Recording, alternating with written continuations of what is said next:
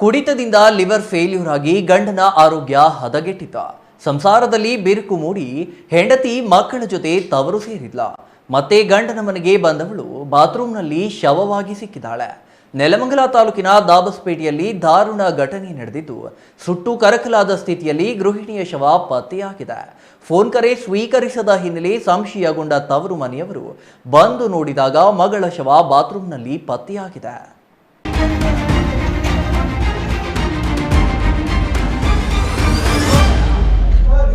ಕುಡಿತದಿಂದ liver failure ಆಗಿ ಗಂಡನ ಆರೋಗ್ಯ ಹದಗೆಟ್ಟಿತ್ತು. ಸಂಸಾರದಲ್ಲಿ ಬಿರುಕು ಮೂಡಿ ಹೆಂಡತಿ ಮಕ್ಕಳ ಜೊತೆ ತವರು ಸೇರಿದ್ಲು. ಮತ್ತೆ ಗಂಡನ ಮನೆಗೆ ಬಂದವಳು ಬಾತ್ರೂಮ್ನಲ್ಲಿ ಶವವಾಗಿ ಸಿಕ್ಕಿದ್ದಾಳೆ. ನೆಲಮಂಗಲ ತಾಲೂಕಿನ ದಾಬಾಸ್ಪೇಟೆಯಲ್ಲಿ ದಾರುಣ ಘಟನೆ ನಡೆದಿದ್ದು, ಸುಟ್ಟು ಕರಕಲಾದ ಸ್ಥಿತಿಯಲ್ಲಿ ಗೃಹಿಣಿ ಶವ ಪತ್ತೆಯಾಗಿದೆ. ಫೋನ್ ಕರೆ ಸ್ವೀಕರಿಸಿದ ಹಿನ್ನೆಲೆ ಸಂಶಯಗೊಂಡ ತವರು ಮನೆಯವರು ಬಂದು ನೋಡಿದಾಗ ಮಗಳ ಶವ ಬಾತ್ರೂಮ್ನಲ್ಲಿ ಪತ್ತೆಯಾಗಿದೆ.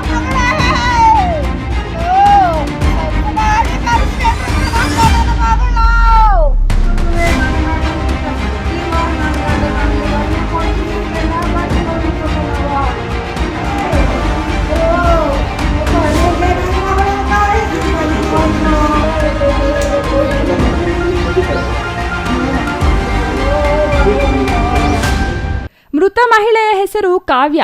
27 ವರ್ಷದ ಈಕೆ 2 ಮಕ್ಕಳ ತಾಯಿ. ಹಾಸನ ಜಿಲ್ಲೆ ಹೊಳಸೇನಪುರ ತಾಲೂಕಿನ ಮಾವಿನಕೆರೆ ಗ್ರಾಮದವಳು. ಇದೇ ಹಾಸನದ ಆಲೂರು ತಾಲೂಕಿನ ಮಣಿಪುರದ ಶಿವಾನಂದ್ ಎಂಬುವವರನ್ನ ಮದುವೆಯಾಗಿದ್ರು. ಗಂಡ ದಾಬಾಸ್ಪೇಟೆಯ ಖಾಸಗಿ ಕಂಪನಿಯೊಂದರಲ್ಲಿ ಕೆಲಸ ಮಾಡುತ್ತಿದ್ದ ಕಾರಣಕ್ಕೆ ದಂಪತಿಗಳು ತಮ್ಮ 2 ಮಕ್ಕಳ ಜೊತೆ ದಾಬಾಸ್ಪೇಟೆಯಲ್ಲೇ ವಾಸವಾಗಿದ್ದರು. ಗಂಡ ಶಿವಾನಂದ್ ಕುಡಿತ ಚಟ ಮೈಗತ್ತಿಸಿಕೊಂಡಿದ್ದ. ಕುಡಿತದಿಂದ ಲಿವರ್ ಫೇಲ್ಯೂರ್ ಆಗಿ ಆರೋಗ್ಯ ಹದಗೆಟ್ಟಿತ್ತು. ಇದೇ ವೇಳೆ ಸ್ವಯಂ ನಿವೃತ್ತಿ ತೆಗೆದುಕೊಂಡಿದ್ದ ಶಿವಾನಂದ್ ಮನೆಯಲ್ಲೇ ಇದ್ದ.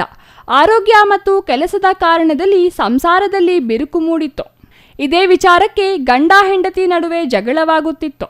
ಸಾಂಸಾರಿಕ ಜಗಳದಿಂದ ಬೇಸರಗೊಂಡಿದ್ದ ಕಾವ್ಯ ತವರು ಮನೆಗೆ ಹೋಗಿದ್ಲು. ಕೆಲವು ದಿನಗಳ ಹಿಂದೆಯಷ್ಟೇ ಗಂಡನ ಮನೆಗೆ ಬಂದಿದ್ಲು. ಮಗಳ ಯೋಗಕ್ಷೇಮ ವಿಚಾರಿಸಲು ಕಳೆದ ಶನಿವಾರ ಫೋನ್ ಮಾಡಿದಾಗ ಗಂಡ ಶಿವಾನಂದ್ ಹೆಂಡತಿ ಮಲಗಿದ್ದಾಳೆಂದು ಹೇಳಿದ್ದ.